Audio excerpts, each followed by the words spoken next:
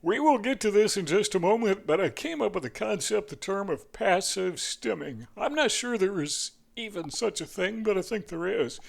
We're going to talk about that in just a moment, but we want to discuss 6 things, a checklist of 5 things, 5 reasons why people with autism tend to be so very reliable. Now, if you are not autistic, pay attention because, hey, maybe you can learn a few things from those of us who are autistic. Maybe you can apply some of these principles. And if you are autistic, as we go through this checklist of 5 things, you may want to check off some of these, and some of them you may not want to check off. It may not apply to you. Number one, I think Aspies are so reliable. People with autism are so reliable because we are at peace with our mind. We understand mindfulness.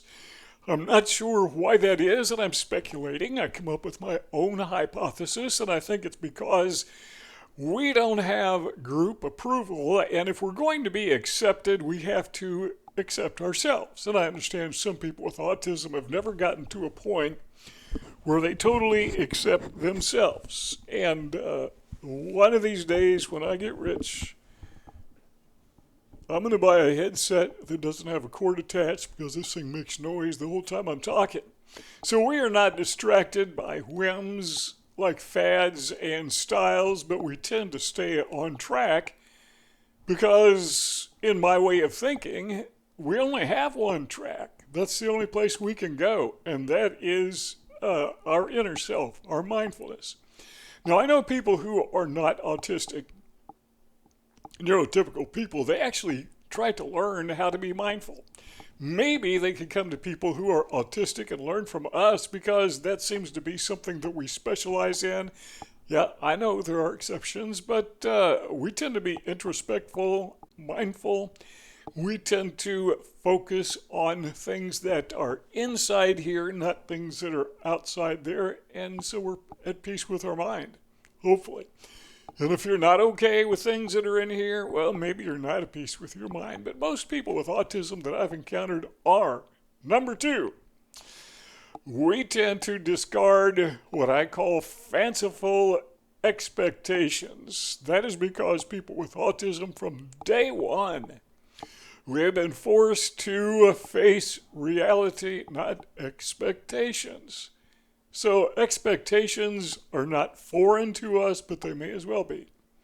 So first day of school, that's when most people with autism are first immersed in a social context. So I use that a lot as an illustration, but your first day of school, you probably expected neurotypical people, kids, teachers, staff members, to accept you. But you found out they don't, or they didn't. And so you start going through life expecting neurotypical people to accept you and accept you the way that you are.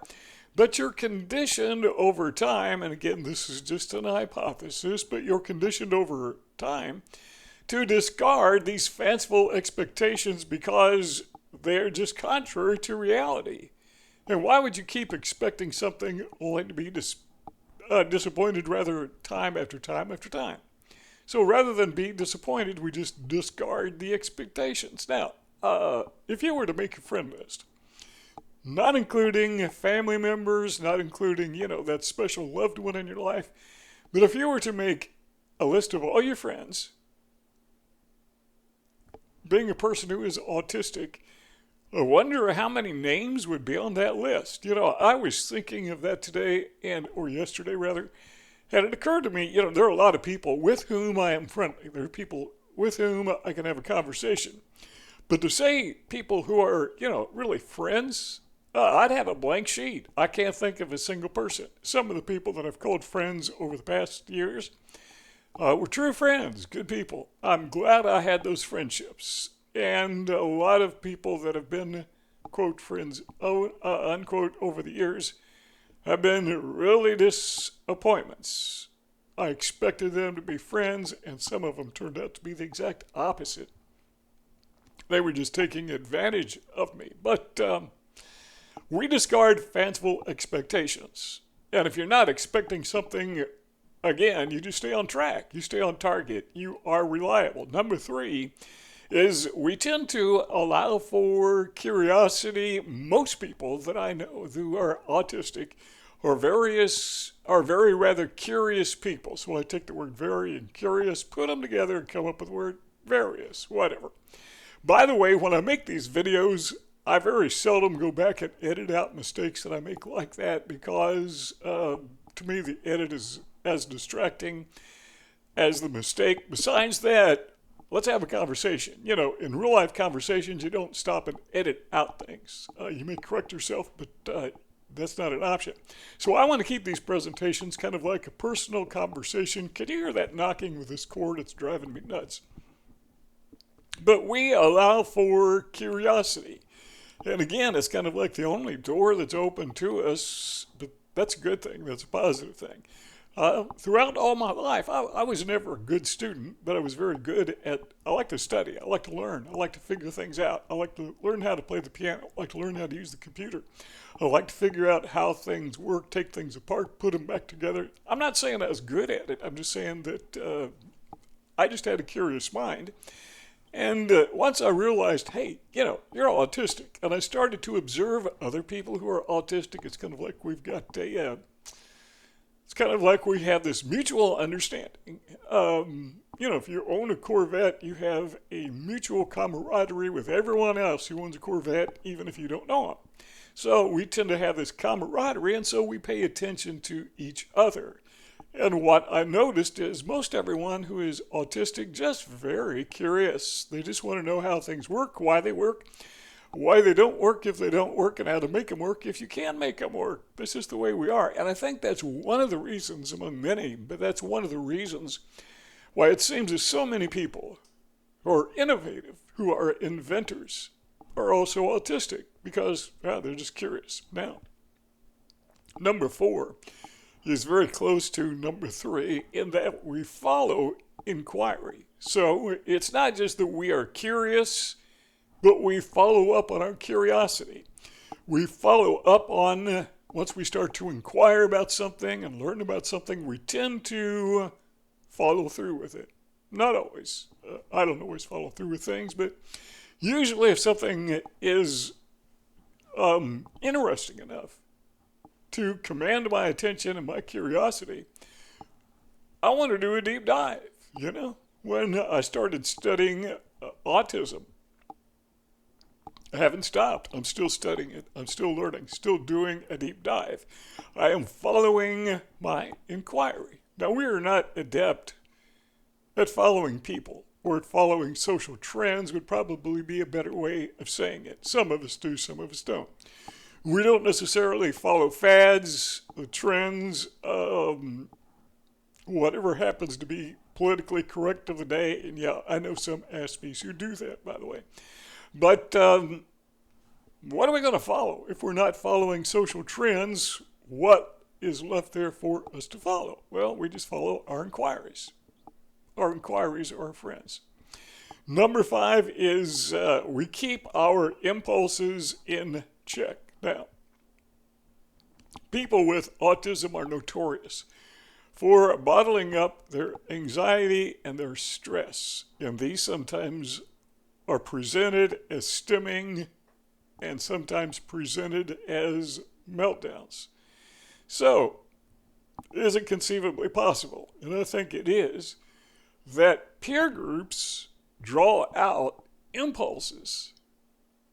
Well, we don't have a peer group, so there's nobody there to draw out those impulses, so we just learn over time not to be impulsive. A primary example of that, I would say, when you're in your adolescent years and peer pressure is so intense.